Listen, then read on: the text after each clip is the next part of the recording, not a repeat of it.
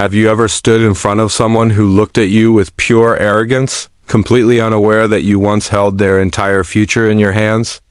My name is Jonathan Reed, and this story is about the day my daughter's fiancé, this young, confident, smooth-talking man named Brandon looked me straight in the eyes and disrespected me in front of my own family. Not realizing that years ago, I was the one who quietly saved his career, his reputation, and practically his whole life. You see, I'm not the loud father-in-law type. I don't give long lectures or hover over my daughter's relationships. I've always believed she's smart enough to choose someone worthy. But the day she brought Brandon home for a family dinner, something felt off. He walked into my house like he owned it, loud, flashy, and dripping with ego. He greeted my daughter with a polished charm, but when it came to me, he offered only a half-hearted nod, the kind teenagers give when they're forced to be polite. I brushed it off at first. Some young men take time to warm up. But the disrespect didn't stop there.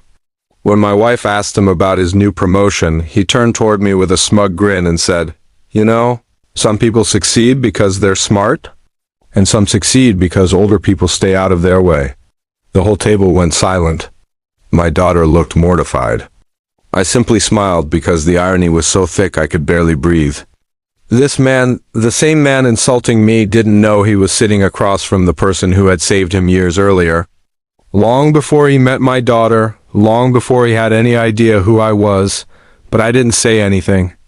Not yet. As dinner went on, Brandon kept making these arrogant comments, boasting about how he built his success from scratch, implying older generations don't understand modern professional work, even joking that he hoped I wouldn't get in the way of him running his own household.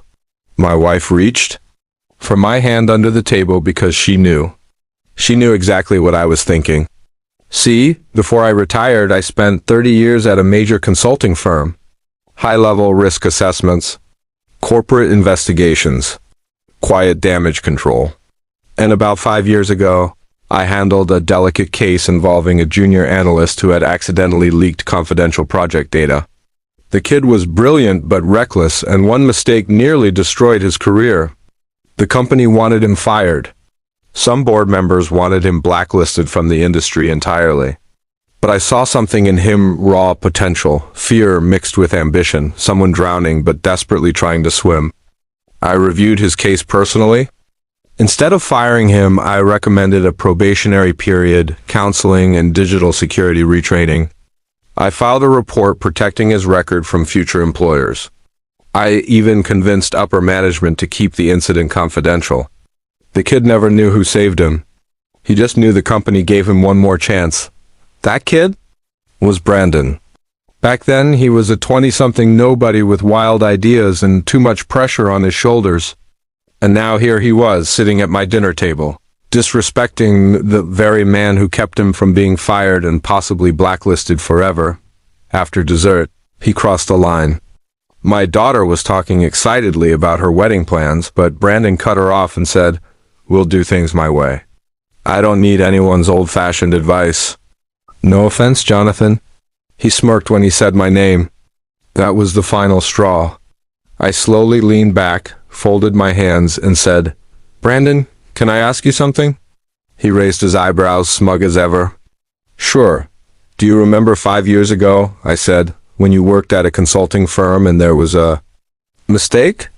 His face went pale instantly. He knew exactly what I meant.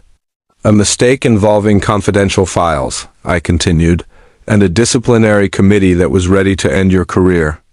My daughter looked confused. My wife stared at Brandon like she'd just seen a ghost. Brandon swallowed hard. How do you know about that?" he stammered. I held his gaze. "Because I was the one who convinced the board not to fire you." Silence. Heavy, crushing silence. I continued, "I read your statements. I saw your potential. I protected your record. I saved your job. And I did it because I believed you deserved another chance, not because I expected anything in return." Brandon couldn't speak. His face was a mix of shock, shame, and realization. "So before you sit at my table and talk down to me," I said calmly, Remember that your success didn't start with arrogance. It started with a grace you didn't even know you were given. My daughter looked at him with disappointment so deep it cut the air. Brandon finally managed a shaky, "Sir, I didn't know. I'm so sorry." I nodded.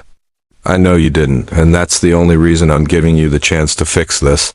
That night, Brandon apologized sincerely, not the slick, polished type of apology he was used to giving, but a real one. He admitted he had let success inflate his ego. He admitted he had judged me unfairly. And he promised my daughter and me that he would do better. In the months that followed, he changed.